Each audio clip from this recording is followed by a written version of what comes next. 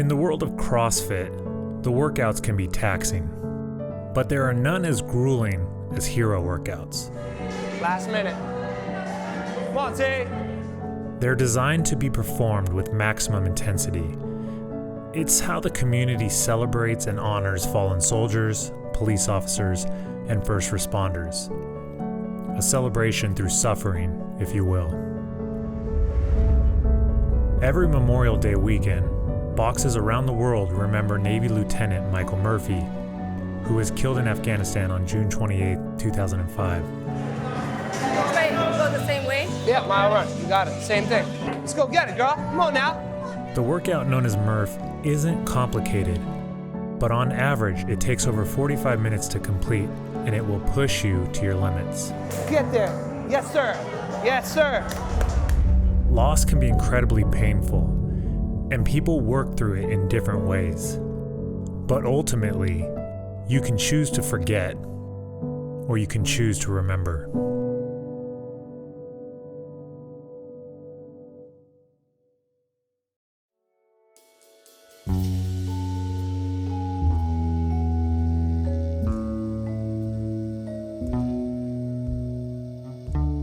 Burpee, broad jump. Bring it up. We start here. Here we go now. Let's get that heart rate up. Jump far, land soft. This is Tim Lynch. Oh, move it up, G. Move it up, G. They need it. That's 3 extra jumps. He owns Max Ability Sports and CrossFit. Let's talk to these guys. Our members are walking into a building, and when they are greeted by a coach, the coach has no idea what they have experienced all day long. You know, the stresses of work, and we just try to make it like a really bright, fun environment that they can just kind of blank out what's going on and start thinking about what's going on here in the gym. So you're gonna decide with your partner who you wanna go first, okay? This is Michael Landwehr. I think CrossFit provides a great escape for a lot of people. We're gonna be working for 4 minutes, rest 2 minutes, work another 4, rest 2, and then we're gonna do that whole thing 3 times. Fitness, it's a great stress relief. You could listen to some loud music. You could kind of work through what you're working through, what your struggles are in your outside life. There you go. Once they walk through the door, you could see something's off, something's going on, right? Big or small. And they'll come in, and some days, you know, they work out, they do their business, and they get out, and maybe nothing's changed. And then other people you see, they come, they work out, and then they leave with smiles on their faces. One of those smiling faces belongs to Jeremy Schwartz. He likes to go really hard, you know, whether it's after class and we're playing a game, a spike ball. But he walks in, he's all business. Clearly athletic, but more than anything is he's one of those guys who he does all the little things. He comes off as pretty quiet. There's a 1300, what do you got?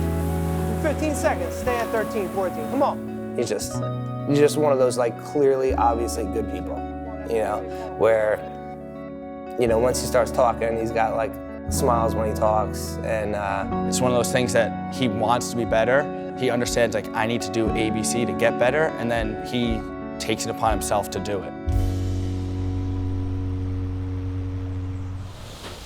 Down. What is CrossFit? Like, it's nothing new, right? But it's all of a sudden these things put together. You'll see people who haven't really done anything athletic, and now they're getting stronger, they're more flexible, they're now less prone to injury. If done properly, nobody it's not good for. So if somebody's doing CrossFit and hasn't told you they want you to do CrossFit, they probably don't like you very much. Jeremy's love for CrossFit was sparked in 2015 after his wife got him a membership as a birthday present. It would be a couple years before he would find Max Ability and convince Allison to join him. He wouldn't stop raving about Max Ability, and the coaches are great, and they really scale everything, and don't worry, and they'll take care of you, and it'll be so nice, and you know, this is such a part of my life. I want you to do it with me, so we can do it together and, you know, be a part of it together. And I was like, okay, you know, let's do this. Long pulls, Allie. Allie started CrossFit in February of 2017. That same day, she would find out she was pregnant. She decided to press pause on CrossFit with the intention of coming back after the baby was born. Jeremy and Allison weren't the only members of the gym expecting. Around that time, we had a bunch of people from the gym. They were all expecting. And, obviously, Tim, his wife, Robin. There was five guys in the gym from May through October that were all expecting babies. Overall, I felt great. I worked throughout my whole pregnancy. I just felt good, I just felt like this is what I'm supposed to be doing. She was amazing, extremely responsible in terms of what she ate, taking vitamins, staying active, keeping healthy. And it was really, as far as pregnancies go, really smooth. Yeah, it was just really exciting. Jeremy came with me to all of our doctor's appointments, and we got to see all the sonograms together, and it was a great pregnancy. On October 23rd, Jeremy and Allison went in for their 39-week checkup, 4 days before the due date. We get to the office on Monday, and first they check to see if you're dilated, and I was 2 centimeters, I think. So we were like, it's starting, We look at each other, we make eye contact, and we're like, oh my God, at this point, it could be any day now, And then they get ready to do the ultrasound, and the doctor puts the Doppler on, and for anyone who's never heard it before, it's kind of like a whirring noise, and then when they find the heartbeat, then you hear the do-do-do-do-do-do. And our doctor was incredible. So he's moving it around, and normally, you hear it immediately, and we didn't hear anything. And he was moving it around, and he's I think I hear something in the background. So we're okay, that's kind of weird, but trying not to freak out. Your brain just starts going a million miles a minute, what is happening? What could be wrong? But praying that there's nothing wrong. The doctor just takes the Doppler off, and he looks at us and he says, I'm sorry, there's no heartbeat. Total shock, what do we do? How did this happen? This can't be happening. What happens next? So we go, out of the room, sit in our doctor's office, and he just explains that we have to deliver the baby. I remember we were both kind of a mess, and baby comes out, and the doctors and the nurse kind of doing their thing, But we had to decide, once the baby was delivered, if we wanted to hold the baby, if we were going to name the baby. At first, I was I cannot hold the baby. That will just be too much for me. And Jeremy's I really want to, and it's totally your call if you want to or not. He's but I'm going to, and then you can decide. They brought him in, and being able to hold him, I still felt and still feel those are sort of happy memories, that we got a chance to do that. And we sang to him, and we got to feel his skin, and we got to see his features, and just feel that weight of a baby. Just gave us, sort of an opportunity to be parents to him however we could. And looking back, it gives me something tangible to hold on to. I could remember the softness of his skin. And it's not just this sort of, I was pregnant, though I'm not. It's I was pregnant, I had a stillborn child, and now I'm, have the aftermath, and I'm dealing with it. There is a Korean proverb that says, "When a parent dies, they are buried in the ground. When a child dies, they are buried in the parent's heart." Jeremy and Allison named their son Kalev, which means wholehearted. Nobody deserved that to happen to them. And it's just like especially them, you know, they're just like good people, like genuinely good people. And it was one of those things, it made me sick to my stomach. I didn't even know what to do, really. So when I found out from another member, you know, I immediately reached out to 3 of the other new dads in the building, and they all reacted the same way. You know, give your family an extra hug tonight.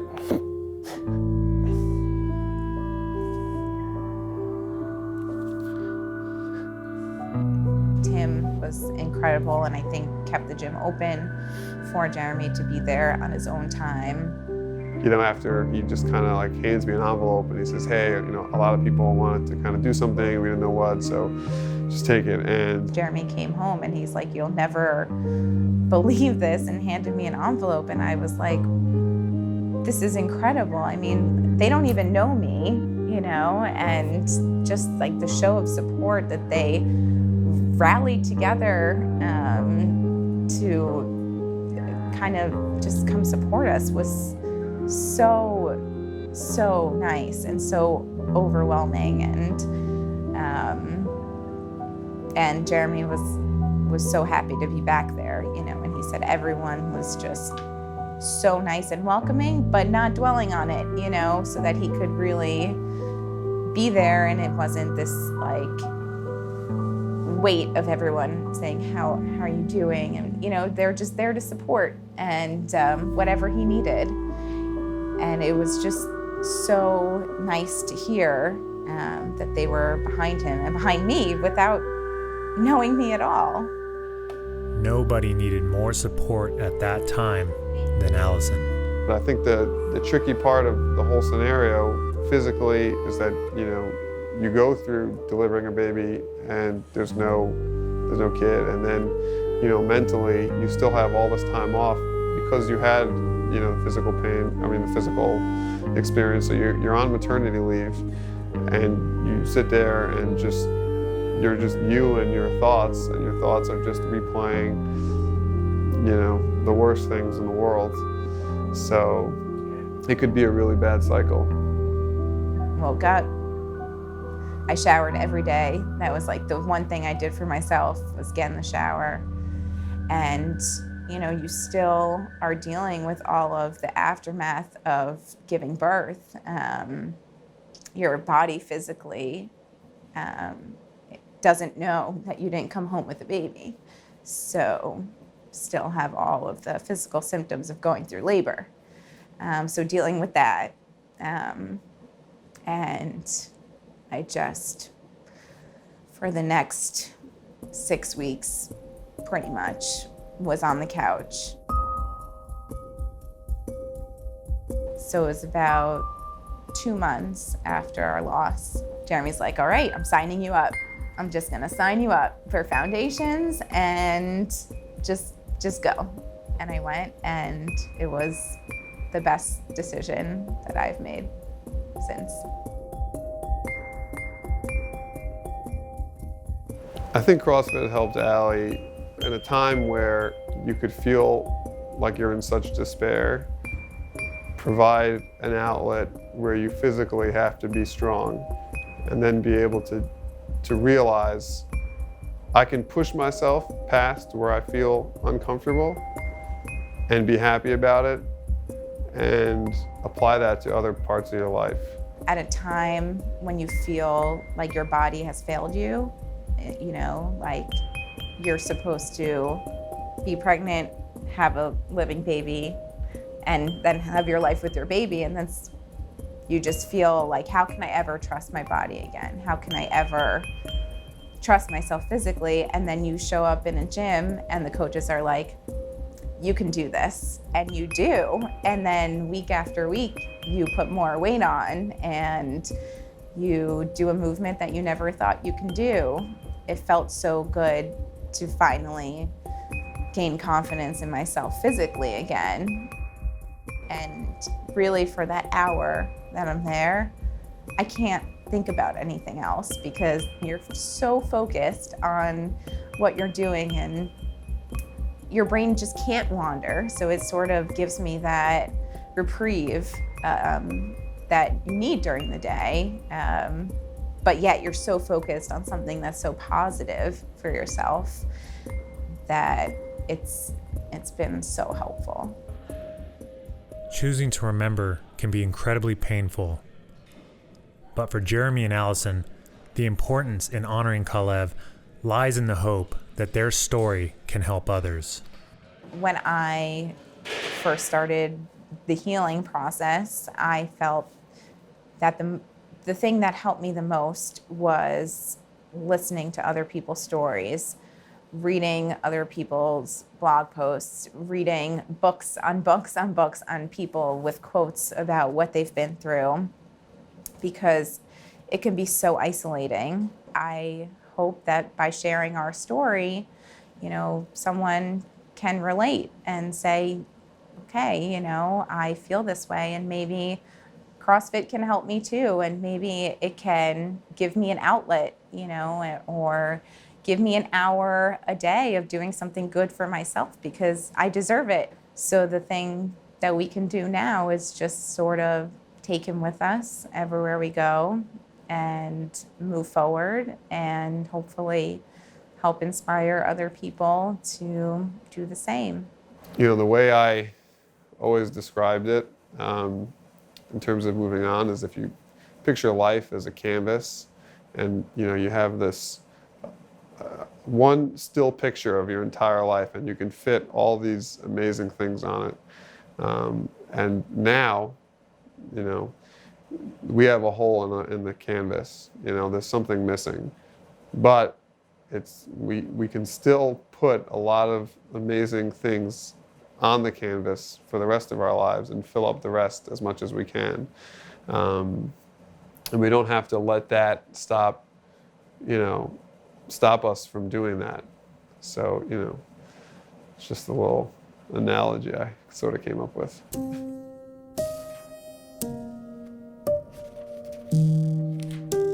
It's been 1 month since we met you, our little boy, our son. 1 month since we pushed together in that terrible silence, no cry or resistance coming from your tiny body. 1 month since we gave you your name, cementing your place in the world and in everyone's hearts. 1 month since we held your little body wrapped in the blanket, cried over you, sang to you, smelled your sweet baby smell, rocked you in our arms, felt your soft, soft skin, and imprinted your face into our minds forever. I wish I could still be holding you and touching you. You feel far away physically, and I fear you are slipping away more and more as the days move forward and you are stuck in time. Sometimes I'm in so much pain, I am nauseous, and my chest is tight, and I just have this need to feel you against me. Knowing that will never happen feels too much to bear sometimes. I can't believe a month has passed. My body still feels so empty, not having you inside, and I'm so sorry that my body let you down. I would give anything to go back in time, reach in, and hold you. I would give anything to trade places with you. I would give anything to reverse the last month. It feels like a darkness has just settled over me and it will never lift because there's just nothing right in the world anymore. How can there ever be happiness again when you are not with me? How can an entire month go by and my baby is just gone? I miss you being close to me, physically feeling you, and I hate that time is passing and that is further away. I hope you know how much your dad and I love you. Thank you for making me a mom 1 month ago today.